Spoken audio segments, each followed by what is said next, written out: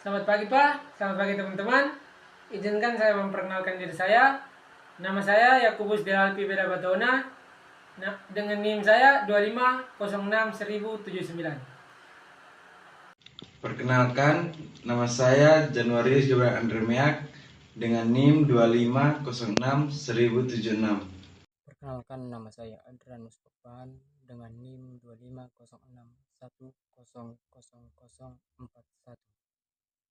Halo semua, perkenalkan nama saya Gabriela Euprasia Kurnia Sindinule dengan NIM 25061022. Halo semuanya, perkenalkan nama saya Renai Adeliana Tonis dengan NIM 25061009.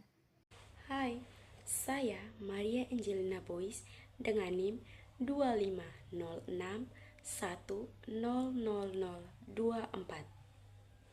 Halo teman-teman, perkenalkan nama saya Angeliki Tiariance Banik dengan NIM 25061065.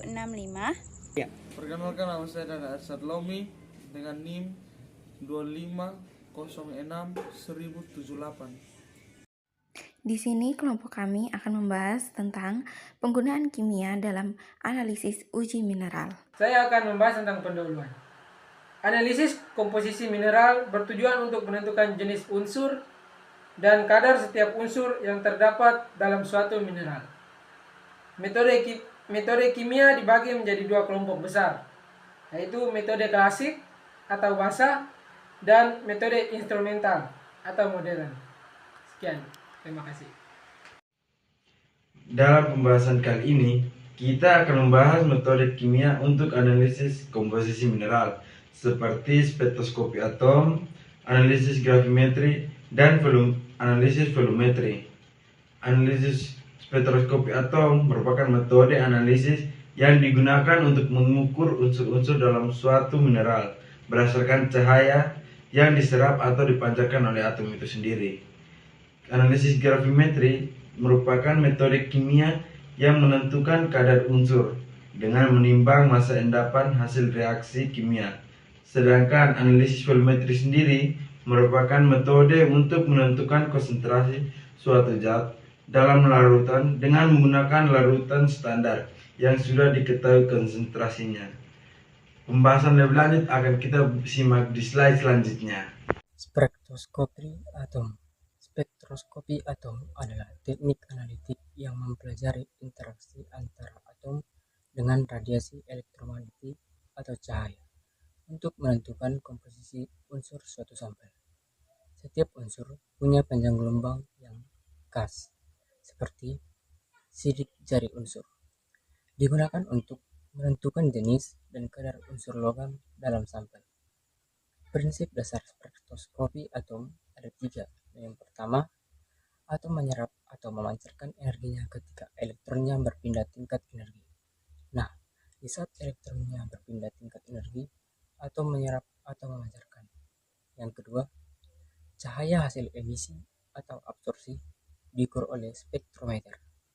Dan yang ketiga, intensitas cahaya sebanding dengan jumlah atom atau konsentrasi unsur. Nah, selanjutnya pada spektroskopis atom juga memiliki 3 jenis metode utama analitik serta uji mineralnya.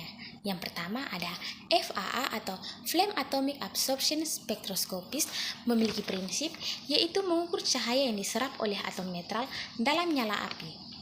Juga memiliki kegunaan untuk analisis logam seperti Fe, Cu, dan lainnya. Dan yang terakhir, kelebihan juga memiliki sederhana akurat untuk konsentrasi rendah.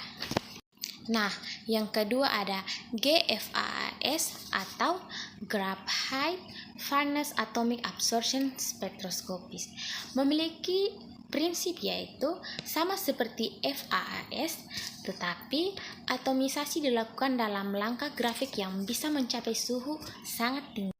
Memiliki kelebihan dapat mendeteksi suhu dalam kadar sangat kecil, serta memiliki contoh aplikasi yaitu analisis trace elements atau unsur jejak seperti CD, PB, AS, dan lain-lain.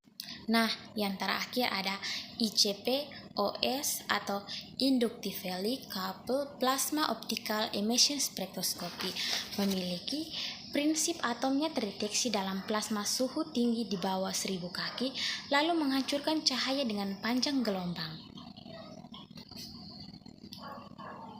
Dan memiliki kelebihan bisa analisis banyak unsur sekaligus, cepat, dan sangat presisi. Nah, selanjutnya penerapan dalam uji mineral. Yang pertama, menentukan kadar Fe pada pasir besi. Yang kedua, analisis Cu, Ni, Cr, Ti pada batuan nikel laterit. Yang ketiga, mengetahui unsur pengotor seperti Pb, Cd, dan Hg. Yang terakhir, analisis unsur tanah jarang atau Ree pada batuan granit. Selanjutnya, keunggulan dan keterbatasan. Keunggulannya dapat terdeteksi ppm, ppb dengan akurasi yang sangat cepat, tinggi, ICP cepat, multi unsur dengan biaya yang efisien untuk FAAS. Dan memiliki keterbatasan membutuhkan kalibrasi yang akurat dengan sampel yang harus homogen. FAAS hanya satu unsur per analisis, GFAAS, dan ICP yang mahal. Berikut adalah analisis gravimetri. Definisi dari analisis gravimetri merupakan metode kuantitatif berdasarkan penimbangan massa senyawa padat hasil reaksi, dan unsur diubah jadi bentuk stabil, disaring, dikeringkan, dan ditimbang. Prinsip dasar dari analisis gravimetri adalah yang pertama, mengubah zat menjadi senyawa padat yang stabil. Yang kedua, menyaring dan mengeringkan endapan. Dan yang ketiga, menimbangkan hasil akhir untuk menghitung kadar unsur. Yang berikut adalah gravimetri atom. Jenis gravimetri ada 3. Yang pertama, gravimetri pengendapan. Yang kedua, gravimetri volatilisasi. Dan yang ketiga, gravimetri elektroanalitik. Keunggulan dan keterbatasan dari gravimetri atom. Keunggulan gravimetri atom adalah akurasi yang sangat tinggi dengan peralatan yang sederhana dan biaya yang sangat relatif murah. Keterbatasannya adalah membutuhkan proses yang lama dan tidak cocok untuk trace elemen atau unsur kimia yang dibutuhkan dalam jumlah sedikit, membutuhkan ketelitian tinggi. Dalam analisis gravimetri terdapat 6 tahapan di dalamnya. Tahapan yang pertama yaitu pengendapan. Nah, pengendapan yaitu proses membentuk endapan dari zat yang ingin dianalisis. Yang kedua yaitu penuaan endapan. Penuaan endapan sendiri dilakukan agar endapan menjadi lebih murni dan mudah disaring. Yang ketiga adalah penyaringan. Penyaringan dilakukan untuk memisahkan endapan dari larutannya. Yang keempat adalah pencucian. Pencucian sendiri dilakukan agar endapan bersih dari zat pengotor. Yang kelima adalah pengiringan atau pemijaran. Pengeringan atau pemijaran yaitu proses memanaskan endapan hingga menjadi bentuk yang stabil. Dan yang keenam atau yang terakhir adalah penimbangan. Penimbangan sendiri adalah proses menimbang massa endapan untuk mengetahui kadar zatnya. Nah, contoh penerapannya yaitu yang pertama, untuk menentukan kadar SiO2, unsur silikon diubah menjadi SiO2 padat. Dan yang kedua adalah untuk menentukan kadar Fe, ion besi diendapkan menjadi Fe2O3. Dan yang ketiga, pada analisis sulfat, ion SO4 2- diendapkan menjadi BaSO4. Sedangkan untuk nikel dan kobalt, keduanya diendapkan dalam bentuk oksida logam. Jadi, pada intinya analisis gravimetri adalah proses mengubah zat menjadi endapan padat, kemudian ditimbang untuk mengetahui kadarnya secara akurat. Yang berikut adalah analisis volumetri atau titimetri.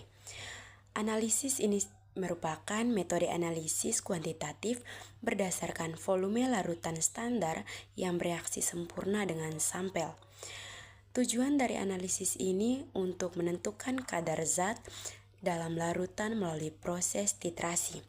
Nah, pada analisis ini reaksi kimia berlangsung hingga mencapai titik ekuivalen atau reaksi habis sempurna.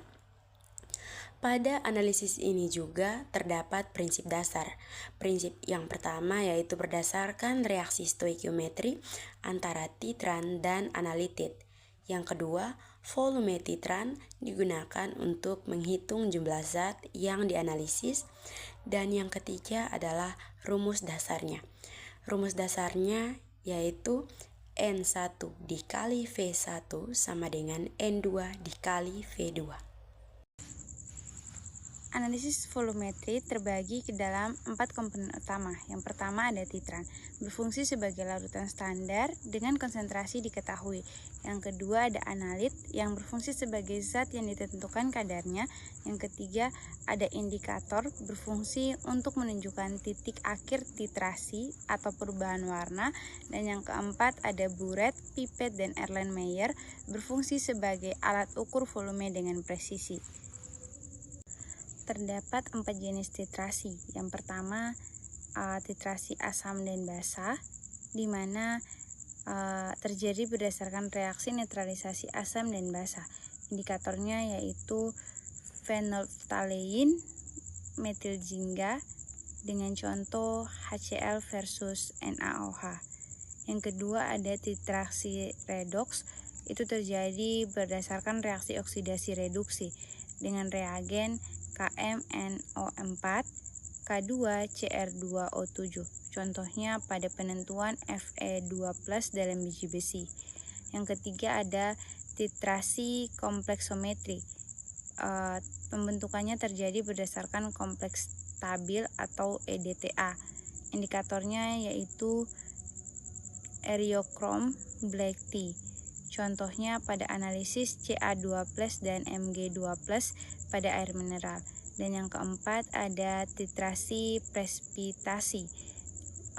Terjadi berdasarkan pembentukan endapan tak larut. Contohnya pada penentuan Cl- dengan AgNO3 atau dengan menggunakan metode Mohr. Tahapan analisis volumetri yang pertama menyiapkan dan menstandarisasikan larutan standar. Yang kedua mengukur volume sampel dengan pipet. Yang ketiga mendambakan indikator. Yang keempat melakukan titrasi sampai perubahan warna. Yang kelima mencatat volume titran. Dan yang keenam menghitung kadar zat dari data titran. Contoh pengaplikasian analisis volumetri. Yang pertama pada tujuan CaCO3. Contohnya pada batu kapur dengan titrasi asam basa. Yang kedua ada kadar Fe2+ dengan contoh biji besi menggunakan titrasi redoks. Yang ketiga ada kadar Ca2+, Mg2+ dengan contoh air mineral menggunakan kompleksometri. Dan yang keempat ada kadar Cl- dengan contoh garam mineral dengan presipitasi. Analisis volumetri, keunggulan dan keterbatasan. Keunggulan memiliki akurasi yang tinggi, harga yang murah, menggunakan peralatan yang sederhana dengan waktu yang cepat. Keterbatasan harus teliti dalam membaca titik akhir, tidak cocok untuk kadar yang sangat kecil, analisis yang dilakukan hanya satu unsur, petrirasi dan melakukan stratigrasi awal. Kesimpulan, ketiga metode spektroskopis atom, gravimetris, dan volumetri merupakan teknik analisis kimia penting untuk menentukan kadar unsur dalam mineral. Spektroskopis atom cepat dan sensitif, gravimetris akurat dan berbasis massa, volumetris sederhana dan efisiensi.